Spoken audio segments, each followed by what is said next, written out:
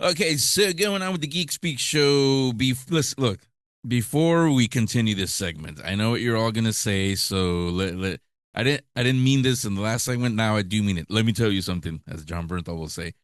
It's not too hot. I know it's summer. Well, it is hot. It's summer, but it's not too hot to talk about the topic we're about to talk about. What is that? Spooky, or at least stories with supernatural elements in them. Usually we save them for October, the Geek Speak Treats episode, but well, on the Geek Speak show, I talk about it whenever. But I did find something that cannot wait until October. You'll see why as we talk. And it's a graphic novel called Till Death. It's written by Michael Schwartz and Rachael Schaefer, and they both join me now to talk all about it. I'm not going to give it all away, but they will talk about it. Michael, Rachel, welcome to the show. How are you? Hi, Good. Henry. Thanks for having us. Thank you. Yeah, thanks, Henry. Yeah, thank you for coming on. So let's start right at the obvious. Either one of you or both of you take it. What is Till Death? What's it all about? I'll start. You can jump in, Mike. Okay.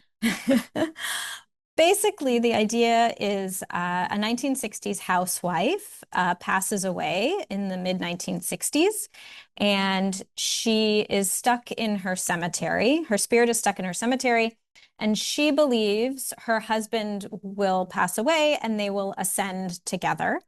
However, in present day, she learns her husband is buried in a cemetery across the country. Unable to get far from her bones, she can't leave to see him until a human who has a near-death experience and is able to see spirits enters the cemetery, and she convinces him to drag her bones and her soul across the country to confront her husband.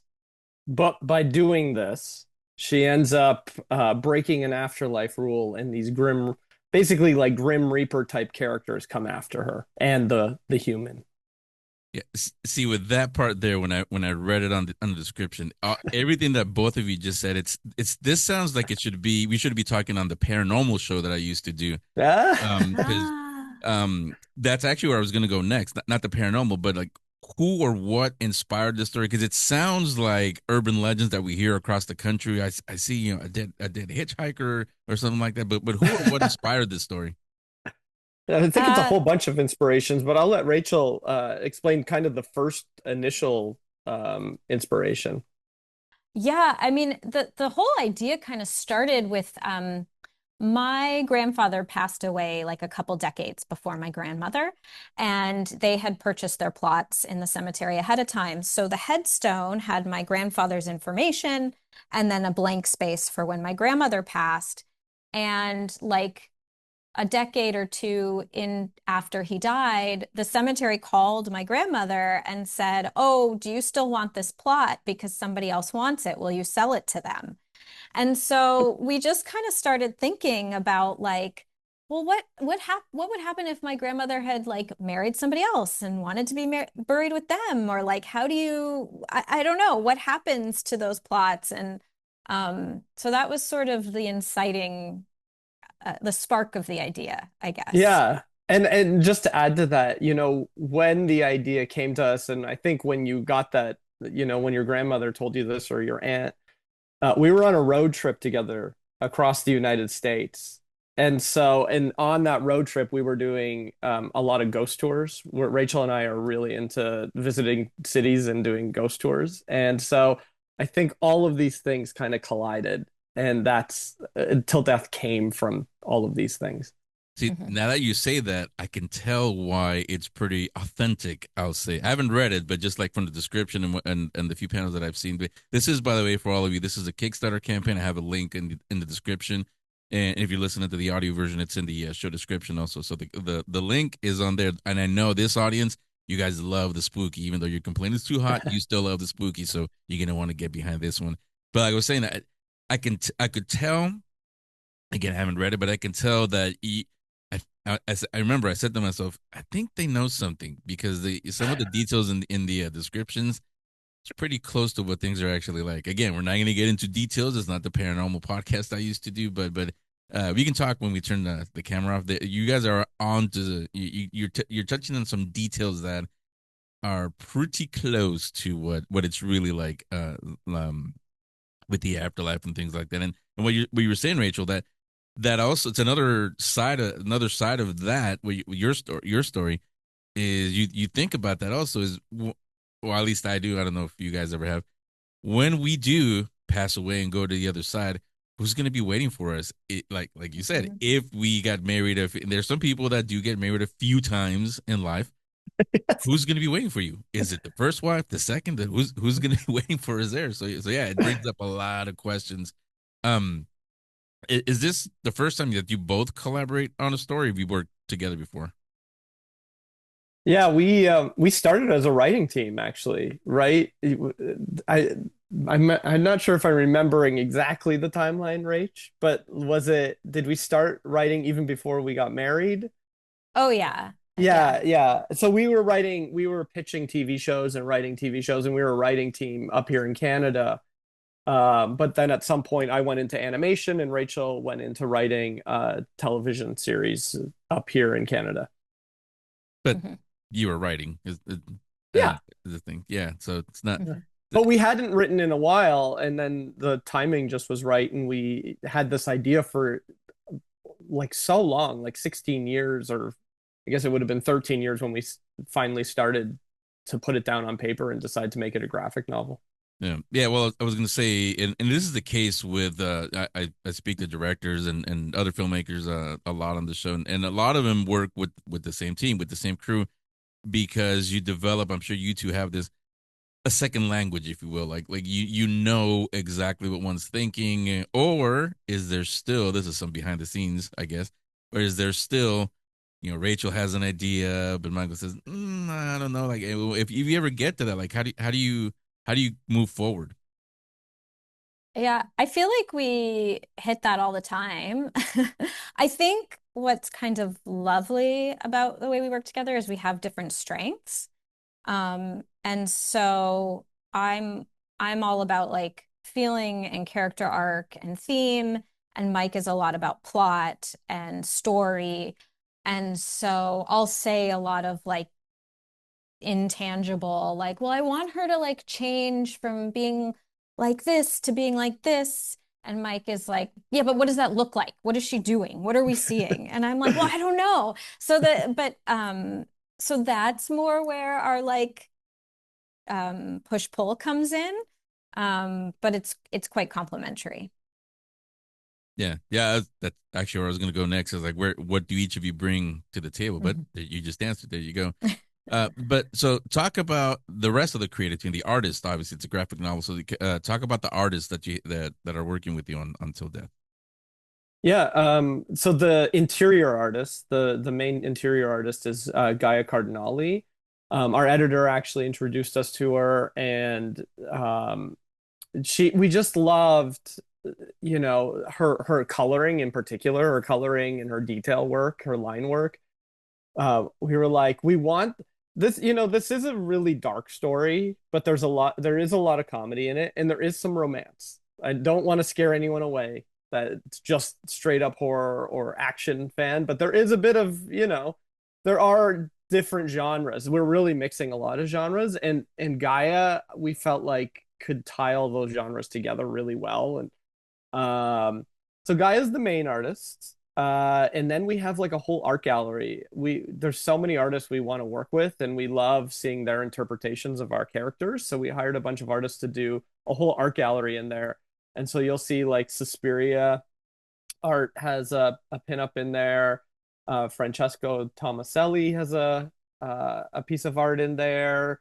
Other artists I've worked with before on my previous book, Armored, like Jeff Dixon and Matthew Tarian came on board to do some art. We just have like a ton of artists. Like, graphic novels and comics are a visual medium, and we just wanted to bring as much art to it as possible.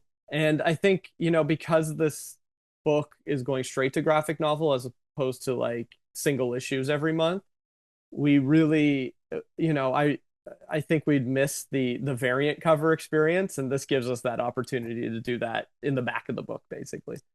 Yeah, yeah. Well, that and I think I don't have it in front of me, but like I said, this is for all of you listening. This is a Kickstarter campaign. Talk about the rewards that are available for people that back the campaign. You want to take that one, Rich? Or do you Uh, want me to? You I want me want to you go to. for it? Okay, I'll go for it. Yeah, no problem. So because what's really cool about Clover is they're doing all these like Kickstarter exclusive rewards. The biggest is so Tula Lotay, who's an Eisner Award winning artist, did the cover artwork for the book. But what they're doing is they're doing a Kickstarter exclusive version where it'll have a clear acetate um, like plastic cover that you can take off, and the ghost and the title will be on that cover, and then all that's left is the cemetery on the actual book. So that'll be like a fancy special edition that you can get through Kickstarter. We're also doing 8 glow in the dark prints. So all those artists I mentioned, all of their artwork, we're doing these cool glow in the dark prints because they're all ghosts. We're like, how cool would it be to see these like pieces of artwork as glow in the dark pieces? We also have this limited edition run preview comic that's included, and a clear bookmark because it's a ghost. You got to do like a whole bunch of clear stuff.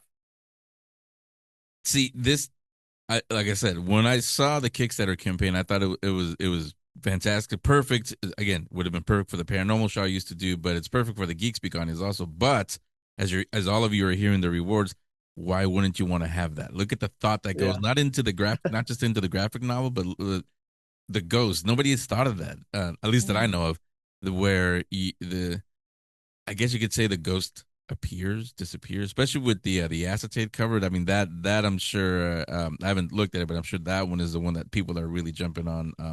Now it's on all Kickstarter campaigns, and I feature a lot of them on the show, and I usually have them talk about this because the backers, the potential backers, the listeners, they like to hear this. How are the funds going to be used once it does get fully funded? Yeah, I think primarily, this will go into the printing and the manufacturing of all of that material. That's first and foremost. There is a lot that goes into publishing a book. I've come to learn there's a lot of expenses up front. There's advertising, there's marketing. All of these funds will help us when the book actually comes to store shelves. So the idea is we do this Kickstarter campaign to help get the book printed and off the ground. And then that regular edition release that doesn't have that clear slipcover will go to the direct market. And if you miss the campaign, you can get it you can get the book that way. Kickstarter allows us to do all these exclusives for people that, helped us get it made, see it to fruition. That's the bonus, right? You're helping us get it to store shelves, and you're getting a whole bunch of bonus content for doing that. Yeah, because the novel is pretty much finished, right? It's not Oh, it's you actually done. started. Yeah, Mhm. yeah. So it's not for that. Now, and I think people know this, but I always say life gets in the way. You don't know, especially in the world we're living in today. Unfortunately, anything can happen. But when do you hope to have it ready for the public? It'll be by beginning of November is the release date. So the backers will get it before everyone else, and I hope the backers take advantage of the Kickstarter exclusive edition because we're only going to print a limited number. It's whatever the backers, however many backers there are, plus we'll probably get a few just for any signings we do, but then otherwise it's just that direct market edition. So I always tell people jump on that. You won't get another chance. Yeah, well, I think they will because you can't see it, but as you've been talking at when you see it actually this interview published, they're going to be seeing the rewards on the side here. So you described them, but we've talked about them, but they're actually going to be seeing it. So when they see them or pictures of them at least, yeah, they're going to want to get behind it. Now, this next one, I can't believe. I hate, I should say, I hate the fact that we are becoming a world that this is becoming a standard question I ask all creatives now. Was there any generative AI used in creating anything for Till Death? No. I think AI was a baby when we were like making this project. I don't Yeah. even think AI could put a sentence together. I know. Or I think back. So we wrote this was it 2023 or yeah, 2022? 2023. yeah. Yeah, I don't even think we knew about AI. And then Guy is an art teacher. I would hope to God she wouldn't use it. No, no. Gaia, it's all hand done. We've seen everything. She works on a Cintiq, so it's all digital, but we've been seeing the pages come in since 2023. So I don't think the technology was very good back then. And then she does all her coloring herself. If you look at her work from 10 years ago, she's won awards for her coloring. It's all her. And then Farron Delgado is the letterer, and he hand I don't even know how to describe it. All the lettering is unique in that all the ghosts have their own type of lettering, and he had to manually go in and adjust all the lettering to give it this very ghostly apparition look to it. Yeah. Yeah, I mean, this could turn into a whole other discussion, and we've had a few of those here on the show in since last year, since 2 years ago, really. Like you said, now that AI is becoming a thing, and most not only creatives, but I'm really happy to say that at least the Geek Speak audience, they do not want anything AI generated. No movies, no Yeah. comic, nothing. I mean, again, I don't want to turn into a whole conversation. It kind of sounds like I know the answer, but I'll ask you real quick. How do you two feel about generative AI and people using it to create anything really? What do you think, Yeah, Ray? I mean, that our professions, we're both writers, and so it's a bit scary to think of that. Um, and AI will just never have the nuance or the soul, I guess. I'm a spiritual person, like I think it's obvious through the project, and I feel like art comes from a place that's like inexplainable a lot of times when you're creating, and so AI just can't do that. It doesn't Yeah, have a soul. I mirror her thoughts. It's so empty. Rachel and I have had producers come to us with ideas, and they're already like, 6-page pitches wanting us to work on these projects, and we can tell they've just had AI create something, and it's empty. It has no life, it has no story, it has nothing. It's just words sometimes, and you're like, there's 6 pages here, but it is void of anything artistic, anything of, you know, it's just, yeah, I don't know. I hope audiences are catching on that it's not going to replace art.